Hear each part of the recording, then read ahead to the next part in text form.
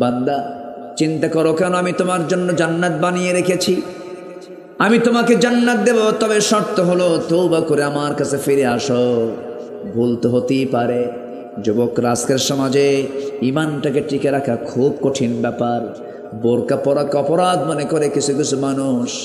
বোরকা পরলে তাকে অপরাধী মনে করা হয়। আছে না, আছে না? অনেক স্কুলের সিস্টেম করেছে বোরকা পরা যাবে না।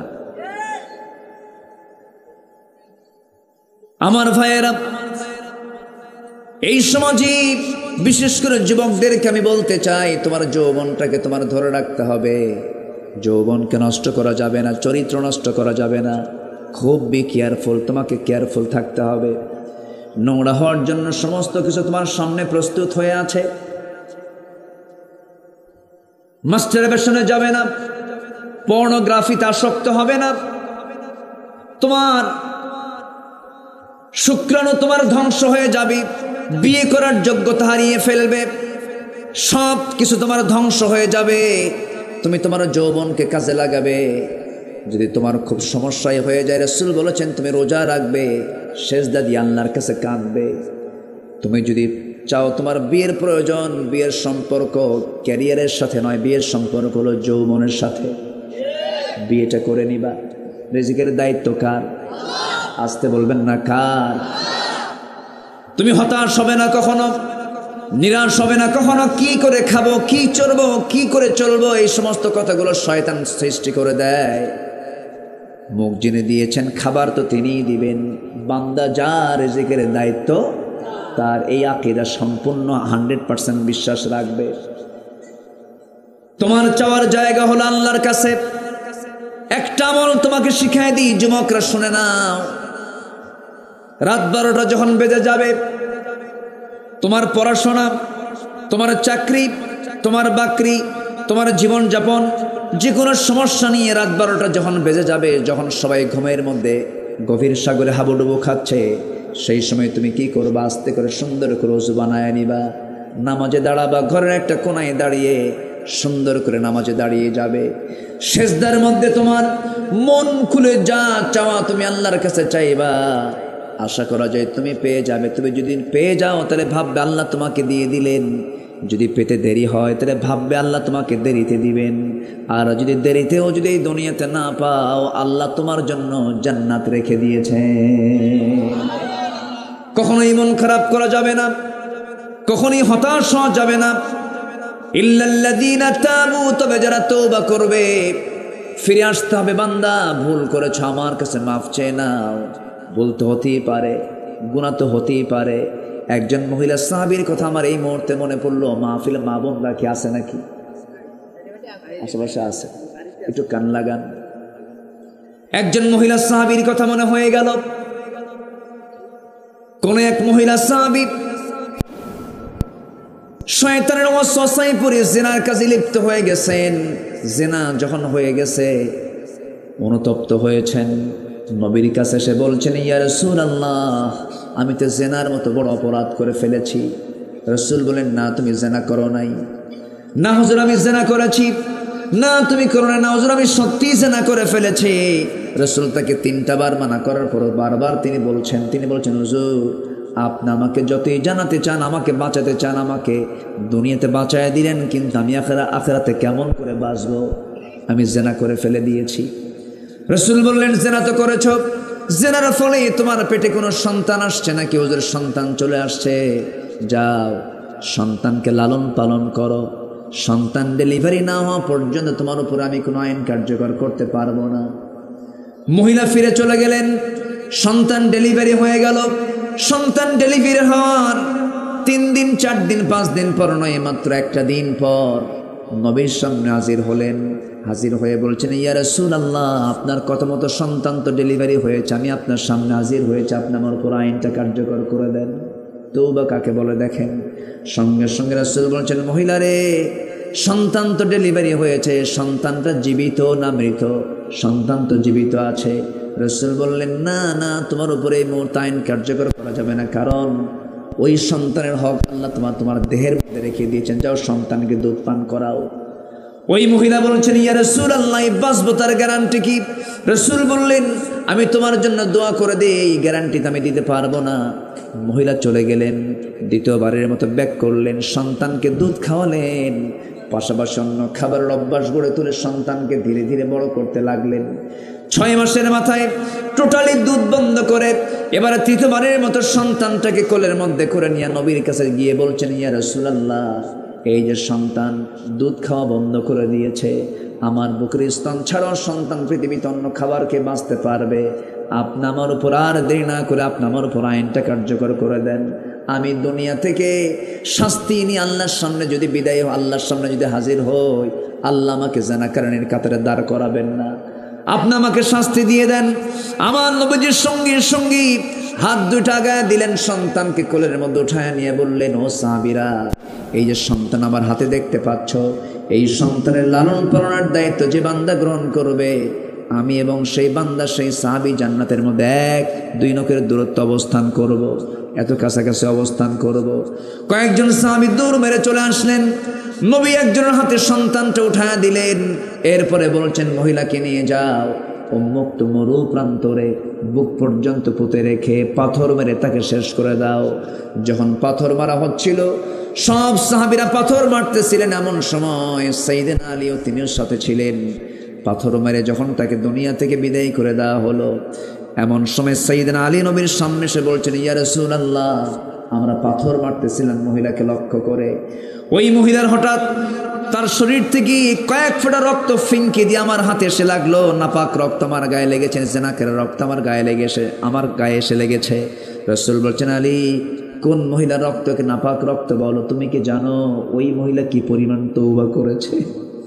ইল্লাল্লাযীনা তাবু, যারা তওবা করবে। তওবা করলে কে খুশি হন? আসতে বলবেন না, কে খুশি হন? আল্লাহ খুশি হন। আমরা তওবা করব, জোরে বলি ইনশাআল্লাহ।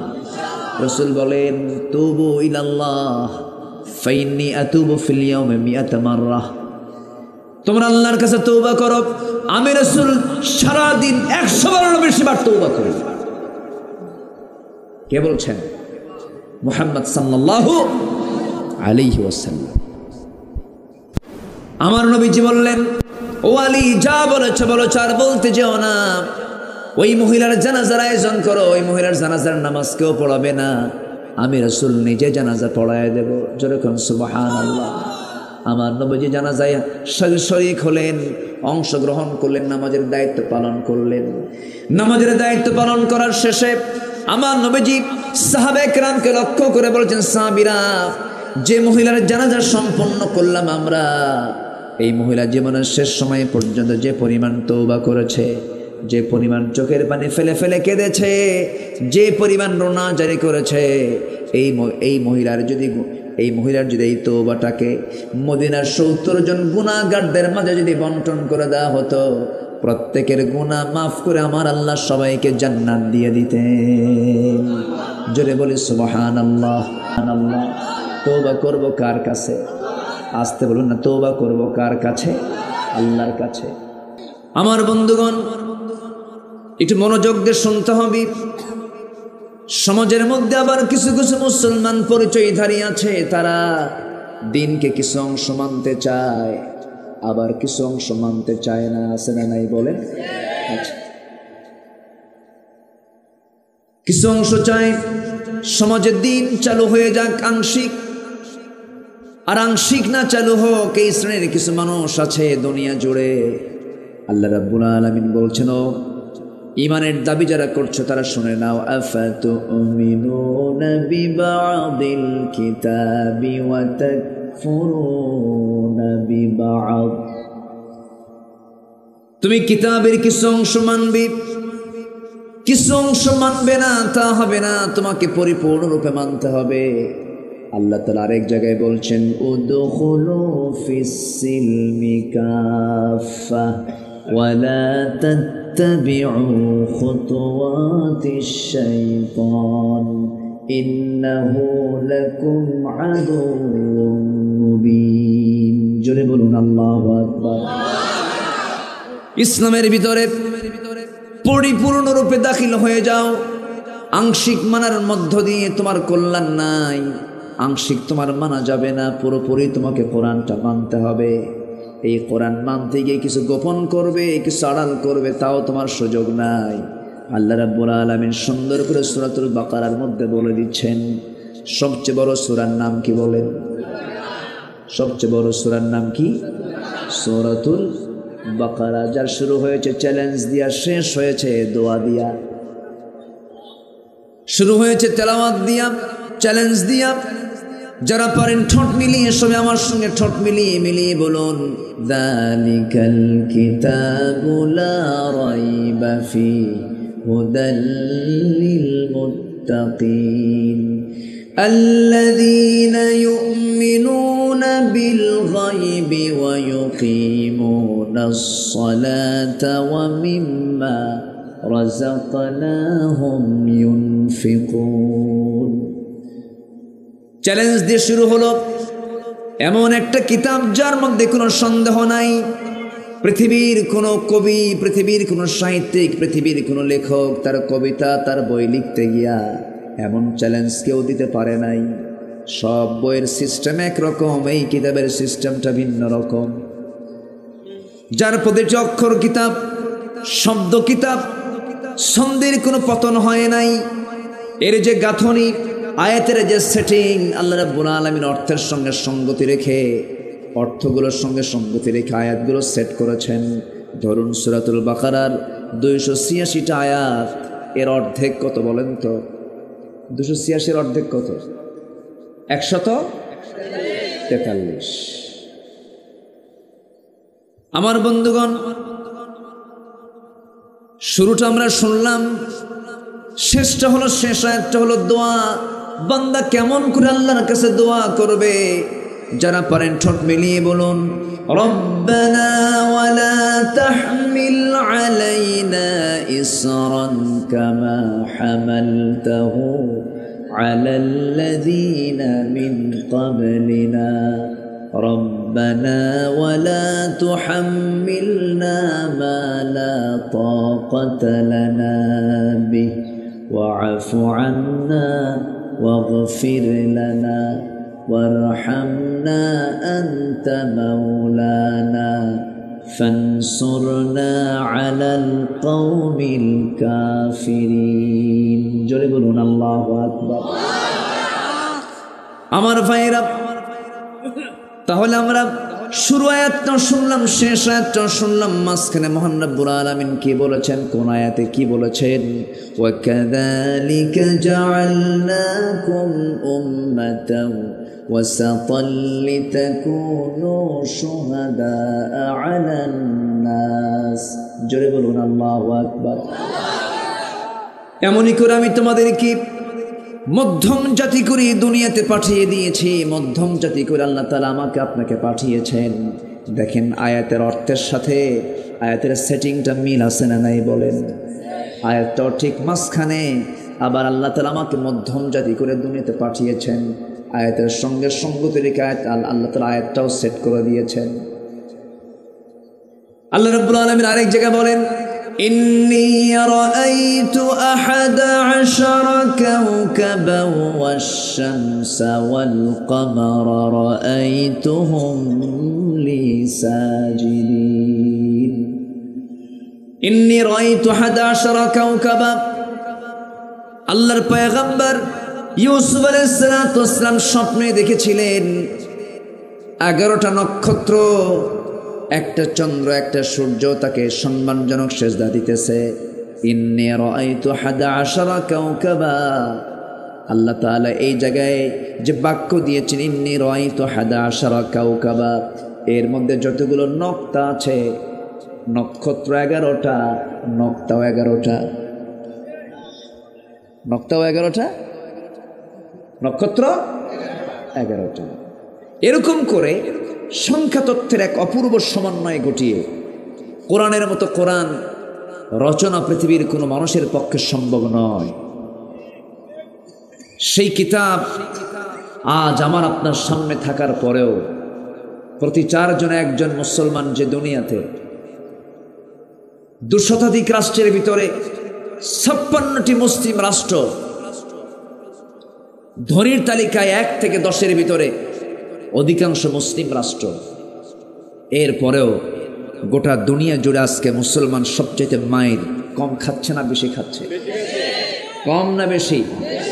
এর মূল কারণ হলো একটাই, সেটা হলো আমরা কোরআন থেকে কাছে না দূরে? কোরআন থেকে কাছে না দূরে? দূরে। সম্মানিত ভাইয়েরা, তাহলে মুসলমান যে মার খাচ্ছে, মুসলমান যে নির্যাতিত হচ্ছে, মুসলমানের কি সম্পদের অভাব আছে? জনসংখ্যার অভাব আছে? বাইতুল আকসা আজকে অবরুদ্ধ করে রাখা হয়েছে। যে বাইতুল আকসা হলো মুসলমানদের ফার্স্ট কিবলা, যা নির্মাণ করেছিলেন পৃথিবীর সবচাইতে বড় শাসক, সবচেয়ে বড় সম্রাট, সবচেয়ে বড় বাদশাহ, বাপও বাদশাহ, ছেলেও বাদশাহ, সুলাইমান বিন দাউদ আলাইহিস সালাতু ওয়াস সালাম। দাউদের পুত্র কে?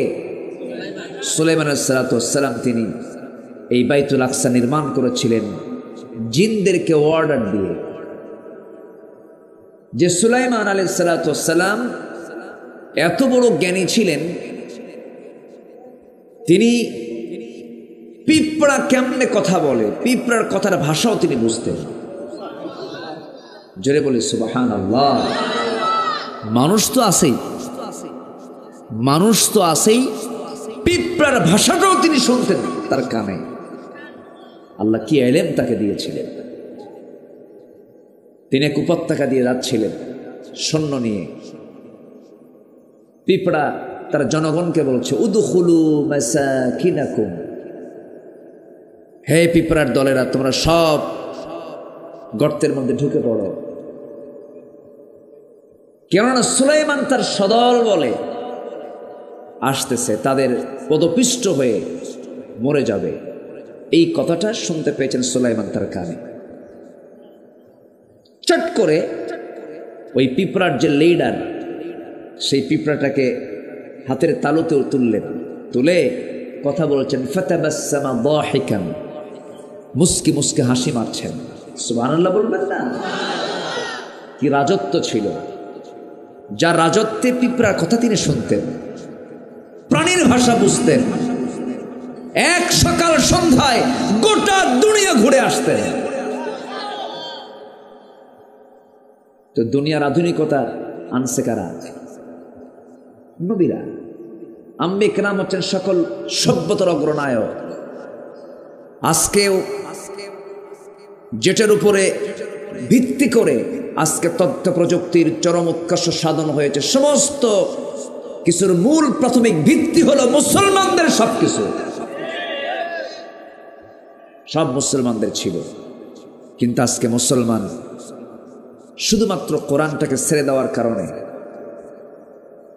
পাওয়ার যে ক্ষমতা তারা হাতছাড়া করে ফেলেছে।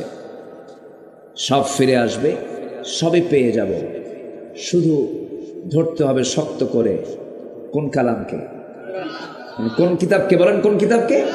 কোরআন। এটাকে আড়াল করা যাবে না। এই কোরআন কিন্তু একদিন আমার আপনার বিরুদ্ধে দাঁড়িয়ে যাবে। কখন? যখন আমি কোরআনের বিরুদ্ধে দাঁড়িয়ে যাব। কোরআন আমার পক্ষে রায় দিয়ে আমাকে জান্নাতে নিয়ে যাবে, যদি কোরআনের পক্ষে আমরা অবস্থান নেই। আবার আমার রাসূল পর্যন্ত মামলা দিবেন আদালতে আখিরাতে। আমার রাসূল ওই সমস্ত বান্দাদের বিরুদ্ধে মামলা দিবেন। তিনি আল্লাহর কাছে বলবেন, ইয়া রাব ইন্না কওমি ইত্তাখাযু হাযাল কুরআনা মাহজুরা। ও আল্লাহ, আমার এই কওমগুলো কোরআনটাকে পরিত্যক্ত করে রেখেছে। শুধু মানুষ মারা গেলে পরে খতমের জন্য কোরআনটাকে রেখে দিয়েছিল, 5 ওয়াক্ত নামাজের জন্য রেখে দিয়েছিল। কোরআন দিয়ে যে ক্যান্টনমেন্ট চলে, কোরআন দিয়ে যে সচিবালয় চলে, কোরআন দিয়ে যে পার্লামেন্ট চলে, কোরআন দিয়ে যে অফিস আদালত সব কিছু চলতে পারে, এটা বান্দাগুলো বিশ্বাস করে নাই। সেই দিন রাসূল তাদের বিরুদ্ধে মামলা দিবেন যে সমস্ত নেতাগুলো দেশ চালাইছে, রাষ্ট্র চালাইছে, কিন্তু কোরআন দিয়ে চালায় নাই। এমন কোন নেতা তো আমার দেশে নাই। আছে? আমার বন্ধুগণ, মামলা খেতে হবে সেই দিন, কোনো মাফ নাই। ওই সমস্ত শিক্ষককে সেদিন মামলার সম্মুখীন হতে হবে যে সমস্ত শিক্ষকগুলো শিক্ষা দিতে নিয়া কোরআনটা শেখায় নাই। কোরআন না শিখিয়া শিখাইছে ট্রান্সজেন্ডার। ঠিক আছে না?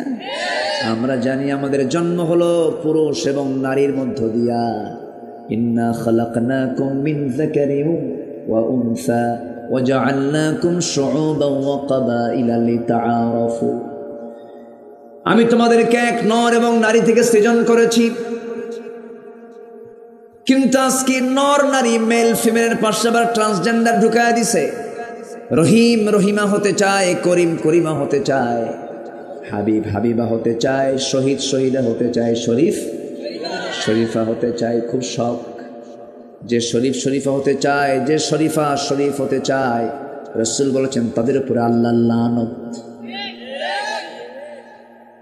যারা ট্রান্সজেন্ডার হবে তাদের কি কোনো প্রজন্ম আসবে? তাদের কি প্রজন্ম আসবে? তাহলে ওদেরকে এই জায়গায় থর দরকার কি? যারা এরকম হতে চায় ওদেরকে একটা ভিন্ন একটা দ্বীপে পাঠায় দিয়ে ওই জায়গায় খাক, ওই জায়গায় পুরে মরুন। ঠিক কিনা? ঠিক আছে না? একটু কান লাগাবেন।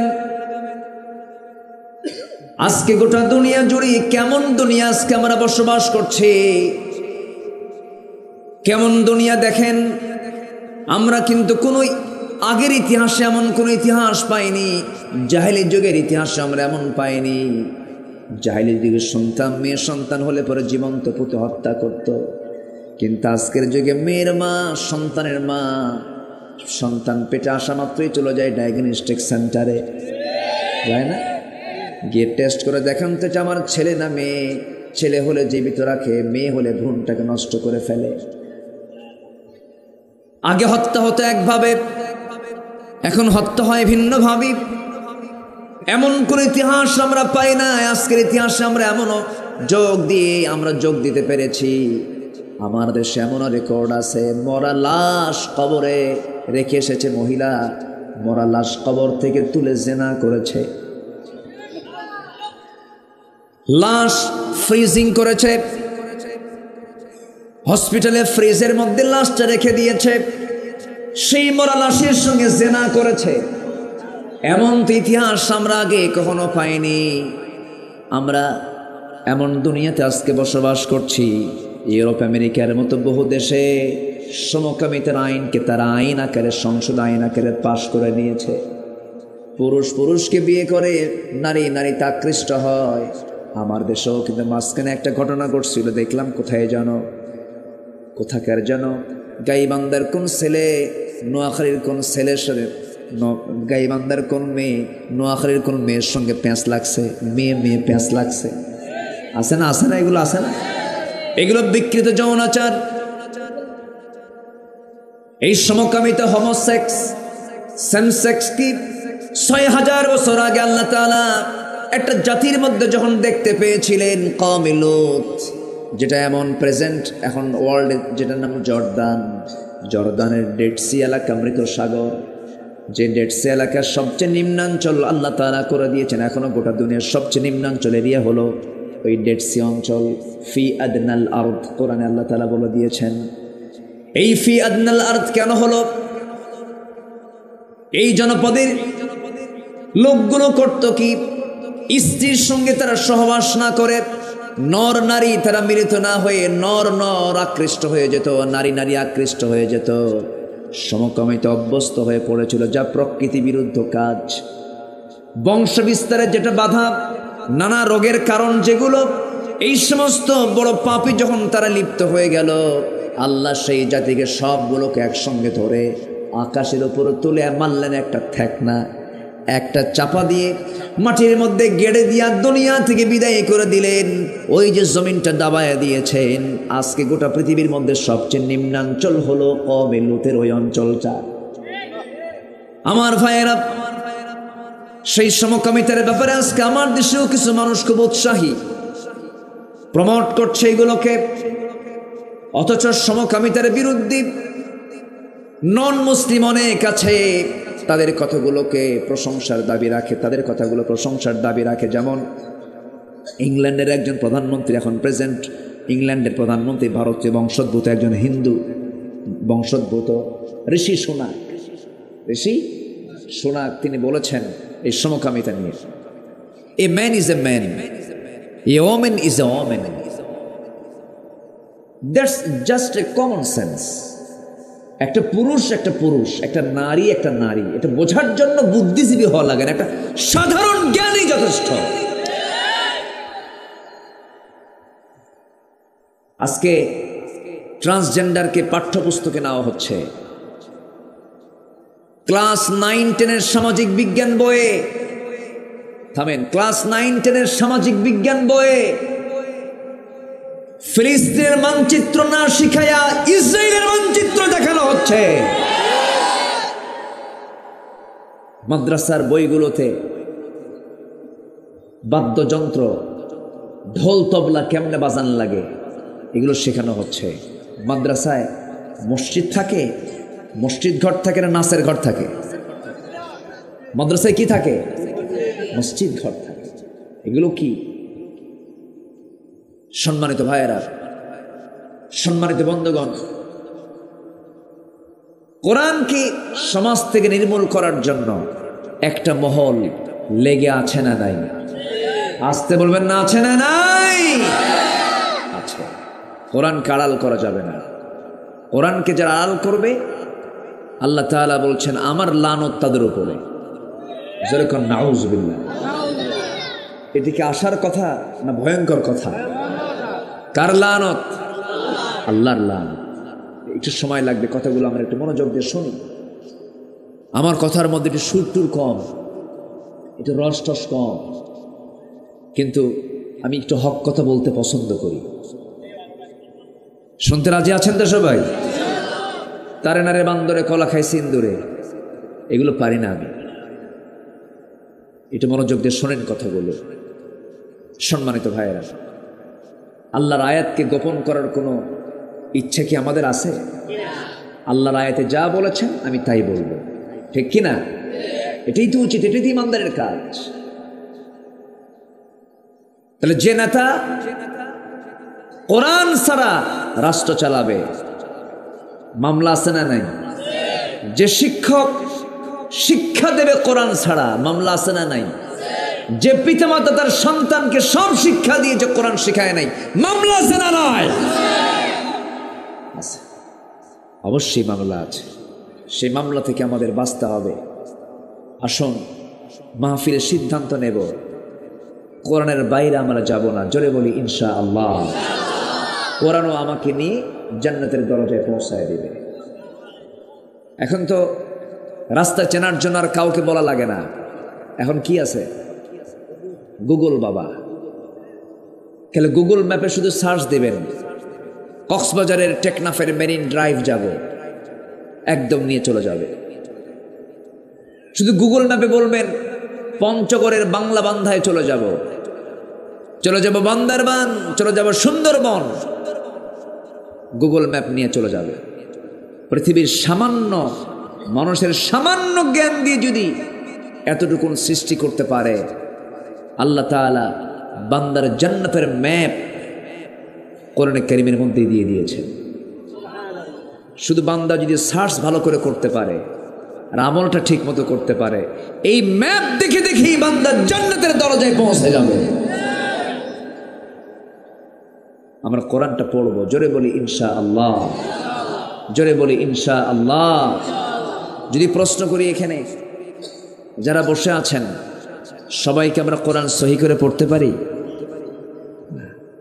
এটা আপনার দোষ না, এটা আঞ্চলিক শুধু সমস্যা। এটা আঞ্চলিক সমস্যা না, জাতীয় সমস্যা, জাতীয় সমস্যা। 18 কোটি মুসলমান কোরআন পড়তে পারে কয়জন? যদি প্রশ্ন করি আমার দেশে নামাজি বেশি না বেনামাজি বেশি? আমার দেশের দাড়িওয়ালা বেশি না দাড়ি ছাড়া বেশি? আচ্ছা যদি বলি আমার দেশে বিড়ি খাওয়া বেশি না বিড়ি ছাড়া বেশি? শীতের মধ্যে বিড়ি খাওয়া কমে না বাড়ে? বরকতটা বাড়ে শীতে, বরকত বাড়ে না? এত বিড়ি টানে, বিড়ির টান দেখে মনে হয় কোন নবী মনে হয় খাইছে। এটা খাইছে কি? আবার মাহফিল এসে বলে হুজুর বিড়ি খাওয়া কে জায়েজ আছে নাকি? মনে হয় জায়েজের চেষ্টায় আছে। তাহলে মুসলমান কোরআন পড়তে পারে না, মুসলমান নামাজে দাঁড়ায় না, মুসলমান দাড়ি কাটে, মুসলমান বিড়ি খায়, এগুলো কি ভালো দিক নাকি বলেন? এগুলো তো ভালো দিক নয়। আল্লাহ বলছেন বান্দারে আমার কাছে তুই আসবি, প্রস্তুতি নিয়ে আয়, আমি তোকে জান্নাত দিয়ে দেব। আমার কাছে তুই প্রস্তুতি নিয়ে আয়, আমার কাছে তুই সুন্দর করে সেজদা দিয়ে আয়, সুন্দর করে রুকু করে আয়। ওয়ারকাউ মা'আর রাকিঈন, সুন্দর করে রুকুকারীদের সঙ্গে রুকু করো, সেজদা দাও আমাকে। আল্লাহ রাব্বুল আলামিন বলছেন হে রাসূল আপনি সংবাদ দেন তাদেরকে জান্নাতের, যারা কি চরিত্রের হবে? যারা তওবাকারী, যারা ইবাদতকারী, যারা দুনিয়ার মোহ ত্যাগকারী, যারা রুকুকারী, যারা সেজদাকারী, যারা সৎ কাজের আদেশ দানকারী, অসৎ কাজের বাধা দানকারী, যারা আল্লাহর হুদুদকে সংরক্ষণকারী। আল্লাহ বলছেন হে রাসূল আপনি এই সমস্ত গুণান্বিত বান্দাদেরকে জান্নাতের সংবাদ দিয়ে দেন। সুবহানাল্লাহ। গুণগুলো অর্জন করেই তো দুনিয়া থেকে বিদায় নিতে হবে আমাকে আপনাকে। আল্লাহ প্রথমে সতর্ক করে দিচ্ছেন বান্দা শোন, আমার আয়াতকে তুই গোপন করবি না, হারামকে হারাম জানবি, হালালকে হালাল জানবি, হালালকে হালাল বলবি, আমি আল্লাহ তোর জন্য জান্নাতকে হ্যাঁ বলে দেব, হারামকে হারাম জানবি, আমি তোর জন্য জাহান্নামকে হারাম করে দেব। যেরকম সুবহানাল্লাহ। আমার ভাইয়েরা, আল্লাহ এই জন্য বলছেন বান্দা শোনো, আমার আয়াতকে গোপন করো না, যদি গোপন করো আল্লাহ বলছেন ইন্নাল্লাযীনা ইয়াকতুমুনা মা আনজালনা মিনাল বায়্যিনাতি ওয়াল হুদা মিন বা'দি মা বায়্যানাহু লিন-নাস ما بيناه للناس في الكتاب أولئك يلعنهم الله জোরে বলুন আল্লাহু আকবার। দুই একজন করে ওঠে, আমি কি শেষ করে দেব? তো দুই একজন করে ওঠে কেন? কি চলে যাচ্ছে নাকি আবার আসবে? ও নাম্বার, একটু বসেন। হ্যাঁ আবার আসবে তো? যে জোরে বলি ইনশাআল্লাহ। মাহফিলের সৌন্দর্য রক্ষার দায়িত্ব কি একার না সবার? সবার। আপনি তো একটা ফুল, আপনি উঠলে ফুলের বাগান কি নষ্ট হয়ে যাবে, সৌন্দর্য নষ্ট হয়ে যাবে। কেউ না উঠি, এই তো আমি আর কিছুক্ষণ কথা বলবো, জাস্ট আয়াতগুলোর পুরো ব্যাখ্যা না দিতে পারলেও একটু অন্তত ভাবানুবাদ, কিছু তর্জমা আমাকে করার সুযোগ তো দিতে হবে। একটু বসেন। আল্লাহ বলছেন নিঃসন্দেহে যারা, নিঃসন্দেহে আল্লাযীনা যারা ইয়াকতুবুন গোপন করবে মা আনজালনা মিনাল বায়্যিনাত যা আমি নাজিল করেছি, বায়্যিনাত সুস্পষ্ট প্রমাণাদি, ওয়াল হুদা হেদায়াত, মিন বা'দি মা বায়্যানাহু লিন-নাসি ফিল কিতাব যা আমি সুস্পষ্ট করে দিয়েছি মানুষের জন্য এই কিতাবের ভিতরে। এইগুলোকে যারা আড়াল করবে, সুদকে যে হারাম বলবে না, যাকাতকে যে হালাল বলবে না, জেনাকে যে হারাম বলবে না, বিয়েকে যে বৈধ বলবে না, জেনাকে না করে বিয়েকে বৈধ বলতে হবে, সুদকে না করে যাকাতকে হ্যাঁ বলতে হবে, এটা যদি না করে যারা এটার উল্টা করবে, আল্লাহ বলছেন আমি আল্লাহ আমার লানত তাদের উপরে। জোরে কোন নাউযুবিল্লাহ। সুদখোর তো দেবীদের উপজেলায় নাই, আসতে বলবেন না, আছে না নাই? সুদ খায় আবার হজেও যায়, আছে না নাই? আবার নামাজও পড়ে না? সুদখোর আবার নামাজও পড়ে, মসজিদে দানও করে। আপনি মসজিদে অবৈধ টাকা দান করলেন, অবৈধ টাকা আপনি দান করলেন মসজিদে, ভালো কথা, মসজিদ তো নাপাক হবে না, কিন্তু আপনি অবৈধ টাকা দান করলেন, তার জন্য জবাব দিতে হবে আল্লাহর আদালতে। কোথা থেকে কামাই করেছো, কোথায় খরচ করেছো? মিন আইনা ইকতাসাবাহু, কোন জায়গা থেকে কামাই করেছো, কোথায় খরচ করছো? এগুলোর জবাব না দেওয়া পর্যন্ত বান্দা এক কদম নড়তে পারবে না, বলেছেন মুহাম্মদ সাল্লাল্লাহু আলাইহি ওয়াসাল্লাম। আজকে সুদখোরদের দাম এত বেশি, মসজিদ কমিটির সভাপতি পর্যন্ত সুদখোর হয়, সেক্রেটারি মদখোর আছে না নাই, ক্যাশিয়ার জেনাকার। আমার বন্ধুগণ কমন পড়ছে,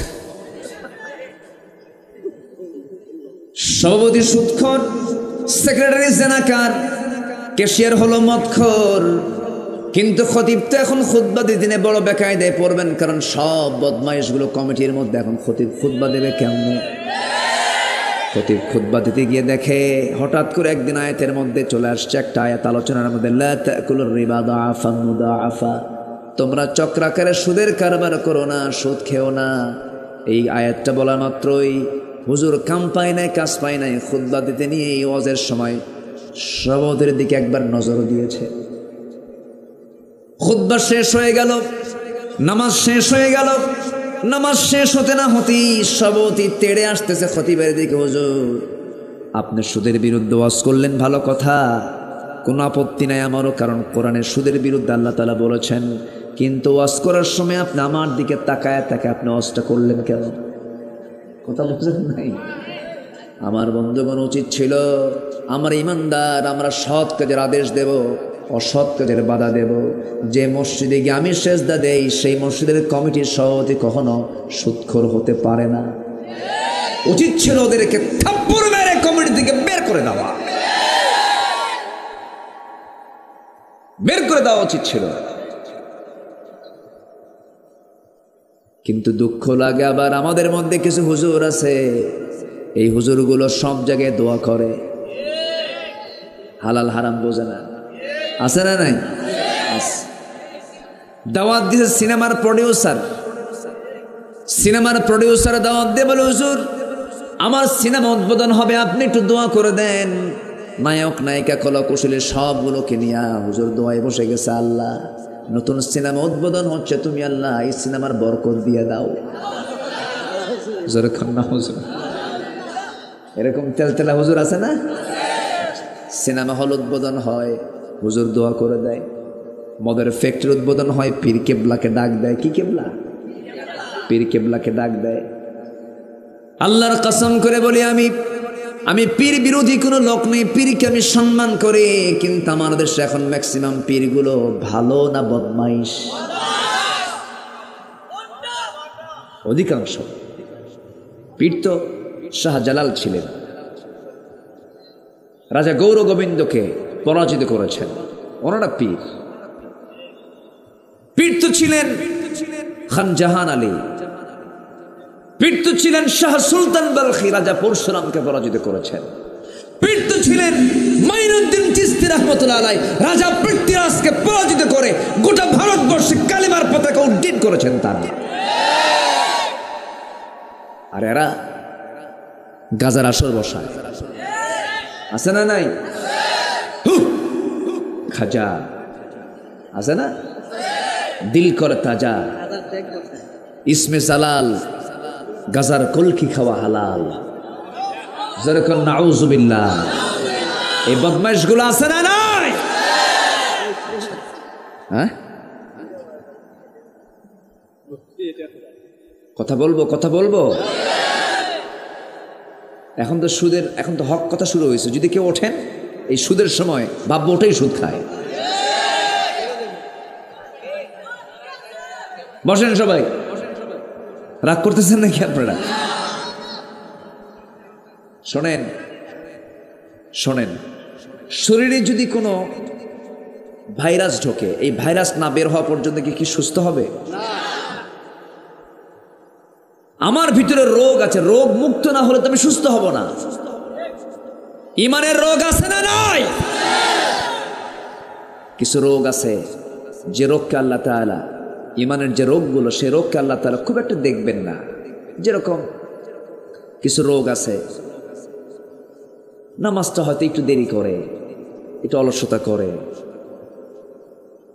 হয়তো তাহাজ্জুদ নামাজটা একটু মিস হয়, নফল নামাজটা হয়তো পড়তে তার একটু সমস্যা হয়, জিকির আজগার একটু কম হয়, এগুলো কোনো বড় কোনো ক্ষতি নয়। সুদ খাওয়া আসতে কয়, সুদ খাওয়া কম ক্ষতি না বড় ক্ষতি?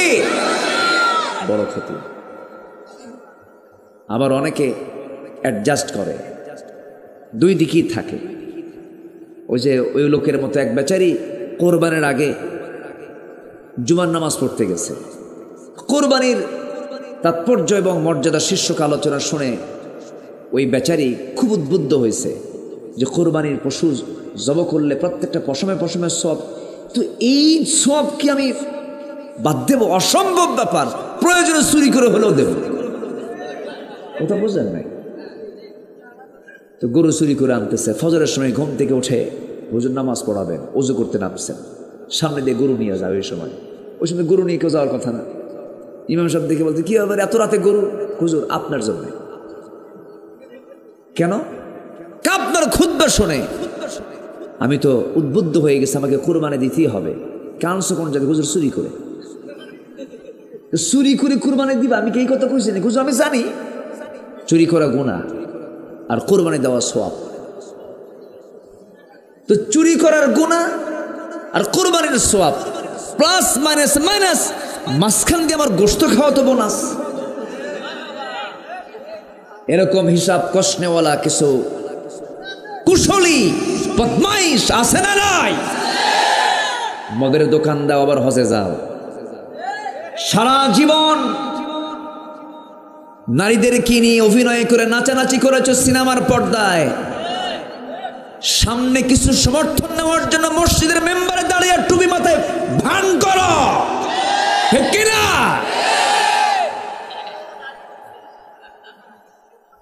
বোঝেন নাই? কথা বুঝতেছেন? অভিনয় আমরা করি না, আমরা টুপি একদিন পরি না, আমরা টুপি সারা বছর পরি।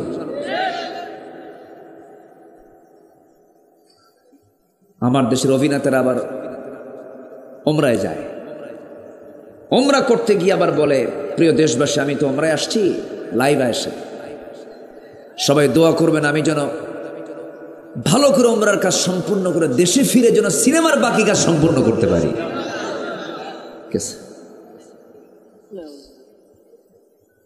এগুলো ভণ্ডামি, এগুলো কি বলেন? ভণ্ডামি। আগে তাগুতকে পরিহার করতে হবে, আগে সমস্ত হারামকে ছাড়তে হবে। হারামকে ছেড়ে সম্পূর্ণ ফ্রেশ হয়ে আসতে হবে, সমস্ত হারামকে বর্জন করতে হবে। হারাম আমার শরীর থেকে মাইনাস, আমার জীবন থেকে মাইনাস, আল্লাহ আমার জন্য জান্নাতটা প্লাস করে দিবেন। আমার বন্ধুগণ, আল্লাহ রাব্বুল আলামিন এই ভয়ঙ্কর কথা বলেই বলছেন, আমি তাদের প্রতি লানত দেব যারা আমার আয়াতকে নিজের মর্জি মতো করে কিছু অংশ গ্রহণ করবে, কিছু অংশ গ্রহণ করবে না, যারা গোপন করবে, আমার লানত তাদের উপরে। তবে হ্যাঁ, ইল্লা, তারা ছাড়া। আমার আল্লাহর দয়া কম না বেশি? আসতে বলবেন না, কম না বেশি? আল্লাহ বলছেন ইল্লা, তবে তারা ছাড়া। ইল্লা দিয়ে আল্লাহ তাআলা এবার দয়ার দিকে যাচ্ছে। আমার আল্লাহর দয়া সবচেয়ে কম না বেশি বলেন? যে বান্দা নামাজ পড়ে না সে কার বান্দা? যে চুরি করে সে কার বান্দা? যে ডাকাতি করে সে কার বান্দা? যে পিতামাতার সন্তান, 4-5টা সন্তানের মধ্যে যে সন্তানটা সবচেয়ে বেশি দুষ্ট, বাপ মা কার পক্ষ নেয়? বলেন তো, কার পক্ষ নেয়? ওই দুষ্টটার পক্ষে। 5টা ছেলে, এর মধ্যে একটা হয়তো একটু দুষ্ট হয়েছে, দেখবেন যে বাপ মা চলে যায় ওর দিকে। ঠিক আছে না? কেন যায়? যাওয়ার লক্ষ্য কি? ও যেন ভালো হয়, ও যেন ভালো হয়। মা চেষ্টা করে আমার সন্তানটা কামাই কাজে করে না, কাজকর্ম করে না, সব ছেলেগুলো সেটেল হলো, এই ছেলেটা বখাটে হয়ে গেছে, দুষ্ট হয়ে গেছে।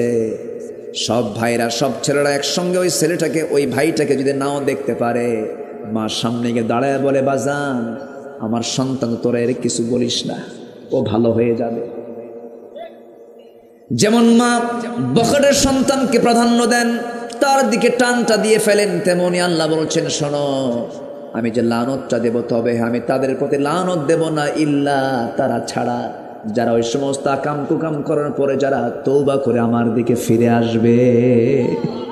যেরকম সুবহানাল্লাহ, আল্লাহর দয়াটা কত দেখে। আমার আল্লাহ যেখানেই ভয়ঙ্কর কথা বলেছেন সেখানে আবার আশার কথা বলেছেন, যেখানেই জাহান্নামের কথা বলেছেন কোরআন যারা পড়েন তারা বুঝতে পারেন, যেখানেই জাহান্নামের কথা সেখানেই জান্নাতের কথা। আমার আল্লাহ তাআলা চান না কোনো বান্দা জাহান্নামে যাক, সব বান্দা আমার জান্নাতে চলে যাবে, এটাই তো আল্লাহর চাওয়া। কিন্তু বান্দা জাহান্নামে যাবে বান্দার দোষে না আল্লাহর দোষে? বান্দা বান্দার দোষে জাহান্নামে চলে যাবে। সেই জান্নাত পাওয়ার জন্য আমাকে আপনাকে কাজ করতে হবে, সুন্দর করে প্রস্তুতি নিতে হবে।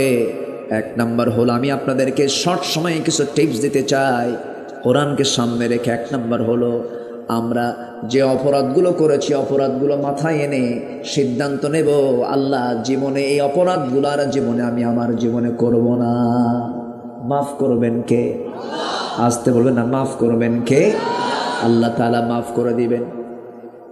কবিরা গুনার কাছে যাব না, বান্দার হক নষ্ট করব না, অবৈধ কারবার করতে যাব না, কোনো অন্ধ নেতার আনুগত্য মানব না, নেতার অন্ধ আনুগত্য করব না, বাতিল নেতৃত্ব মানব না। একটা সোজা কথা আমি বলবো, আমি আপনাদেরকে আমাদের রবকে বলেন, আরো জোরে আমাদের রবকে। আমাদের নেতা হচ্ছেন মুহাম্মদ সাল্লাল্লাহু আলাইহি ওয়াসাল্লাম। তাহলে আমার রব আল্লাহ, আমার নেতা রাসূল, আমরা হলাম রাসূলের সৈনিক। নাম্বার 3, আমাদের দলের নাম হলো ইসলাম। নাম্বার 4, আমাদের সংবিধান হলো কোরআন। সবাই বলুন আমাদের রবকে, আমাদের নেতাকে, আমাদের দলের নাম কি, আমাদের সংবিধানটার নাম কি। এই 4টা কথার ভিতরে যদি কেউ কোনো কথা বলতে আসে, মানব নাকি? আসতে বলবেন না, মানব নাকি? মানব না। এই 4 সিদ্ধান্তের ভিতরে যদি কোনো সিদ্ধান্তকে ঢুকাতে চায়, জিহ্বা আমরা টেনে ছিড়ব। দেখলাম তো অনেক কিছু, আমরা দেশকে এগিয়ে দিল আমার কৃষক ভাইয়েরা, দেশকে এগিয়ে দিল আমার শ্রমিক ভাইয়েরা, দেশকে এগিয়ে দিল আমার প্রবাসী ভাইয়েরা।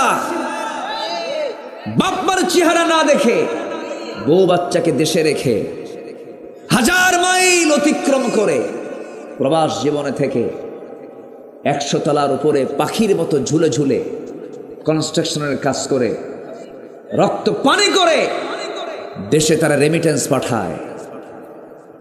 গার্মেন্টসের শ্রমিকরা বৈষম্য বেতনে চাকরি করে,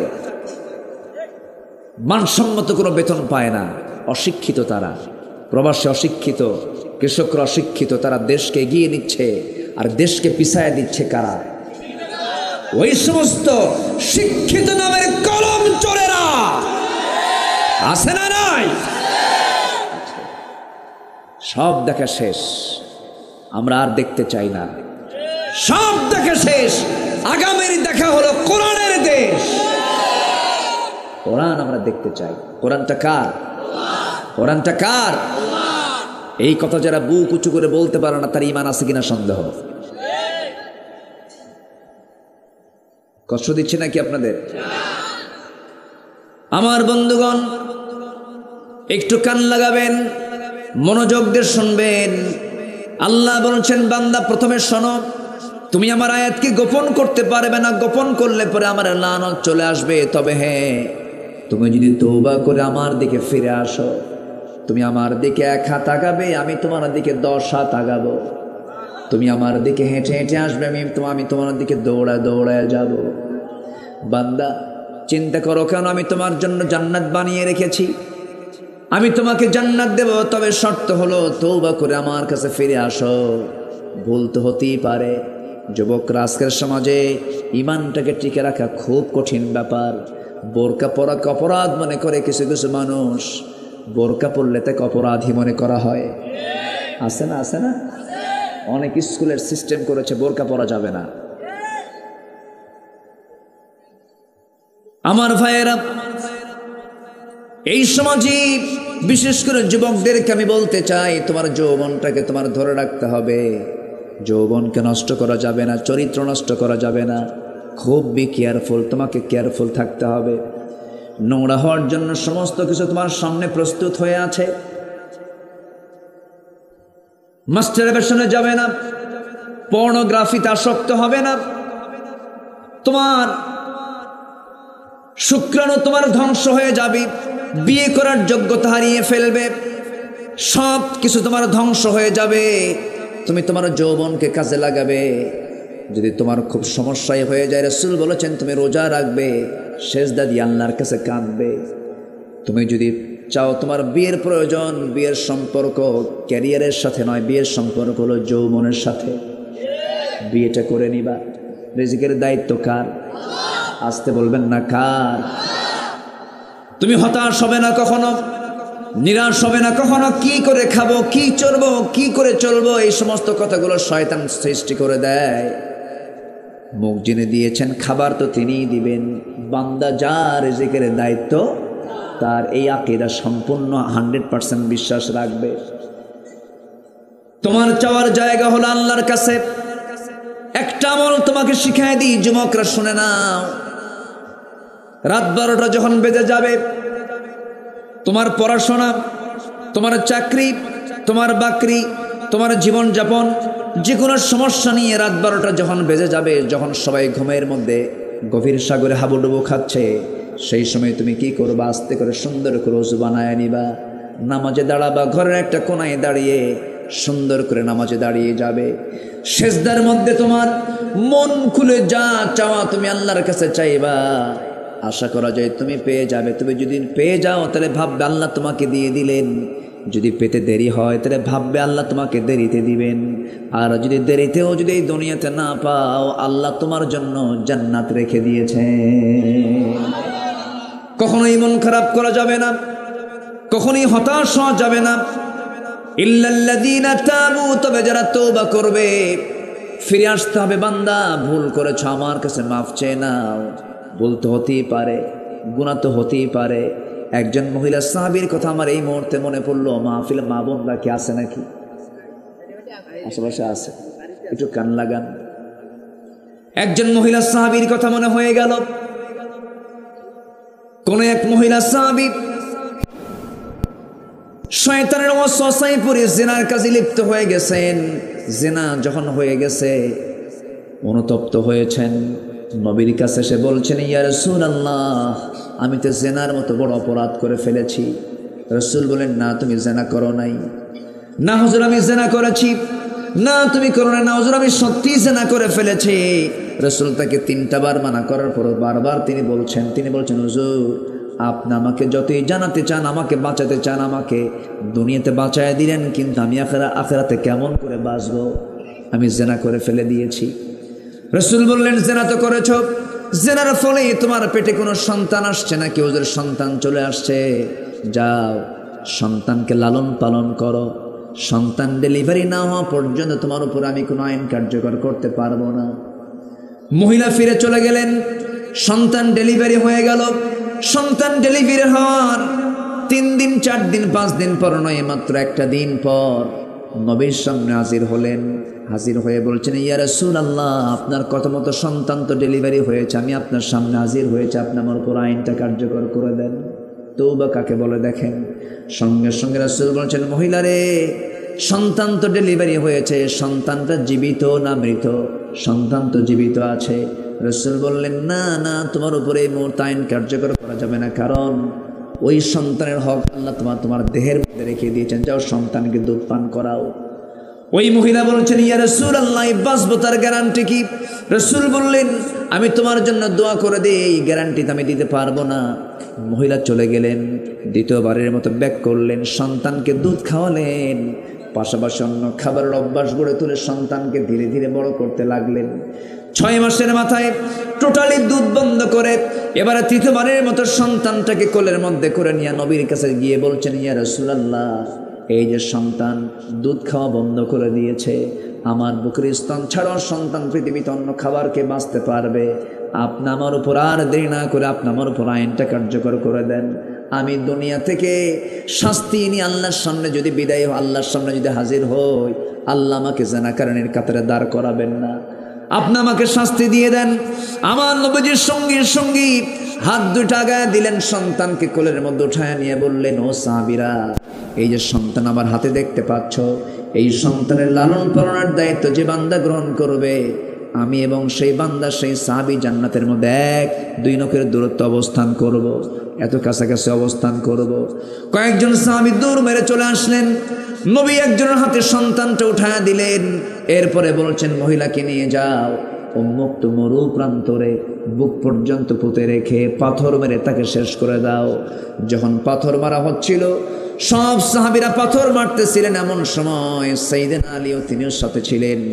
পাথর মেরে যখন তাকে দুনিয়া থেকে বিদায় করে দেওয়া হলো, এমন সময় সাইয়েদনা আলী নবীর সামনে এসে বলছেন, ইয়া রাসূলুল্লাহ, আমরা পাথর মারতেছিলাম মহিলাকে লক্ষ্য করে, ওই মহিলার হঠাৎ তার শরীর থেকে কয়েক ফোঁটা রক্ত ফিনকে দিয়ে আমার হাতে এসে লাগলো, নাপাক রক্ত আমার গায়ে লেগেছে, জেনাকের রক্ত আমার গায়ে এসে লেগেছে।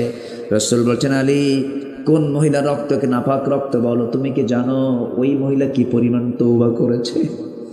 ইল্লাল্লাযীনা তাবু, যারা তওবা করবে। তওবা করলে কে খুশি হন? আসতে বলবেন না, কে খুশি হন? আল্লাহ খুশি হন। আমরা তওবা করব, জোরে বলি ইনশাআল্লাহ। রাসূল বলেন, তুবু ইলাল্লাহ ফাইন্নী আতুবু ফিল ইয়াউমি মিআতা মাররা। তোমরা আল্লাহর কাছে তওবা করো, আমি রাসূল সারা দিন 100 বারেরও বেশি বার তওবা করি। কে বলছেন? মুহাম্মদ সাল্লাল্লাহু আলাইহি ওয়াসাল্লাম। আমার নবীজি বললেন, ও আলী, যা বলেছ বলেছ, আর বলতে যেও না। ওই মহিলার জানাজার আয়োজন করো, ওই মহিলার জানাজার নামাজ কেউ পড়াবে না, আমি রাসূল নিজে জানাজা পড়ায় দেব। যেরকম সুবহানাল্লাহ।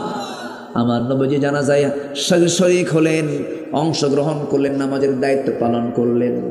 নামাজের দায়িত্ব পালন করার শেষে আমার নবীজি সাহাবায়ে কেরামকে লক্ষ্য করে বলছেন, সাহাবীরা, যে মহিলার জানাজা সম্পন্ন করলাম আমরা, এই মহিলা জীবনের শেষ সময় পর্যন্ত যে পরিমাণ তওবা করেছে, যে পরিমাণ চোখের পানি ফেলে ফেলে কেঁদেছে, যে পরিমাণ রোনা জারি করেছে, এই মহিলার যদি এই তওবাটাকে মদিনার 70 জন গুনাহগারদের মাঝে যদি বন্টন করে দেওয়া হতো, প্রত্যেকের গুনাহ মাফ করে আমার আল্লাহ সবাইকে জান্নাত দিয়ে দিতেন। জোরে বলি সুবহানাল্লাহ। সুবহানাল্লাহ। তওবা করব কার কাছে? আসতে বলুন না, তওবা করব কার কাছে? আল্লাহর কাছে। নামাজ ছেড়ে দিয়েছিলাম, আর নামাজ ছাড়বো না। মিথ্যা বলেছে, আর জীবনে মিথ্যা কথা বলবো না। মিথ্যা সাক্ষী দিয়েছে, আর মিথ্যা সাক্ষী দিতে যাব না। চগলখড়ি করেছে, আর চগলখড়ি করব না। গীবত করেছে, আর জীবনে গীবত করব না। বান্দার হক নষ্ট করেছে, আর বান্দার হক নষ্ট করব না। সিদ্ধান্ত নিয়ে যদি বান্দা আল্লাহর পথে একবার ফিরে আসে, তওবার মতো তওবা করে, আল্লাহ বলছেন, বান্দারে, দুনিয়ার থানায়, দুনিয়ার কোনো কোর্টে, দুনিয়ার কোনো থানায় তোর নাম যদি কালো তালিকায় একবার পড়ে যায়, বুড়ো হলেও তোর নামটা কালো তালিকায় থেকেই যায়। কিন্তু আমার তালিকায় তোর যদি কালো তালিকায় নামও থেকে যায়, কিন্তু তুই যদি তওবা করে আমার কাছে ফিরে আসিস, কালো তালিকা থেকে তোর নামটা সম্পূর্ণ মাইনাস করে আমি তোর নামটা আমি জান্নাতের তালিকায় তুলে দেই। জোরে কোন সুবহানাল্লাহ।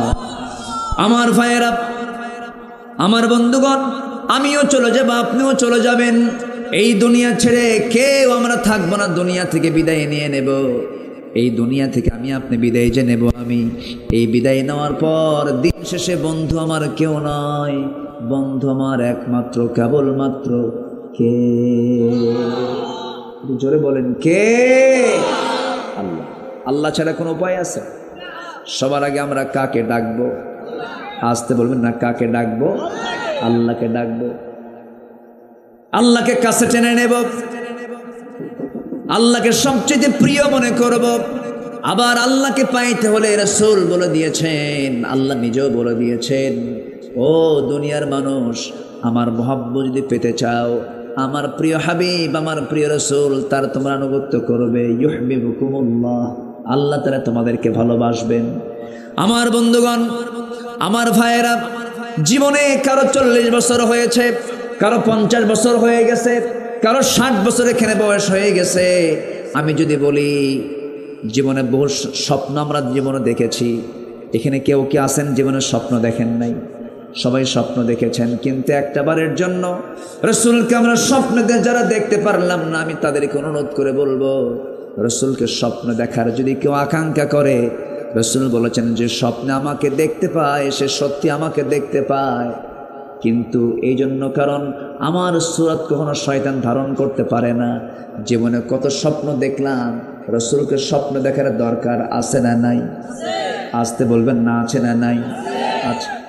রাসূলকে মোহাব্বত করার দরকার আছে। আমরা ফিরে আসবো আল্লাহর দিকে, নবীর দিকে ফিরে আসবো। ওয়াসলাহু, ইসলাহ করব, অবৈয়ানুর সুস্পষ্টতা নিয়ে চলে আসবো, কোনো ভেজাল করব না। আল্লাহকে সবচেয়ে প্রিয় মনে করব, রাসূলকে সবচেয়ে বেশি প্রিয় মনে করব। আমার বন্ধুগণ, এই পৃথিবীতে নবীর পরে যাদের স্থান তারা হচ্ছেন সাহাবায়ে কেরাম। আমি আমার ভাঙ্গা চূড়া স্টাডি নিয়ে যতটুকু পড়েছি, যতটুকু পড়াশোনা করেছি, সাহাবীদের এই পৃথিবীতে নবীদের পরেই তাদের নাম হওয়ার এক নম্বর কারণ হলো সকল সাহাবী, লক্ষ সাহাবী তারা রাসূলকে ভালোবেসেছেন জীবনের চাইতে কম না বেশি? আসতে বলবেন না, কম না বেশি? বুকে হাত রেখে যদি আমরা চোখ বন্ধ করে যদি বলতে পারি যে হ্যাঁ আমি আমার জীবনের চাইতে আল্লাহ এবং রাসূলকে বেশি ভালোবাসি, তাহলে ভাবতে হবে আমার ঈমানটা পাকাপোক্ত আছে। কি কথা কি বুঝতেছেন? এমন যদি নবী প্রেমিক যদি আমার দেশে থাকতো, আমার নবীর বিরুদ্ধে কথা বলে কোন নাস্তিকের বাচ্চা দেশের মাটিতে টিকতে পারতো না। সেই নবীর বিরুদ্ধে যারা গালি দিয়েছে তাদের বিরুদ্ধে প্রতিবাদ করার দরকার আছে না নাই? আসতে বলবেন না, আছে না নাই? টুডে এন্ড টুমরো যারা রাসূলকে নিয়ে বাজে কথা বলেছে তাদের দৃষ্টান্তমূলক বিচার বাংলার জমিনে হবে, হবে কিনা বলেন? রাসূলকে ভালোবাসেন কারা কারা? হাত উঁচু করে দেখান মুসলমান।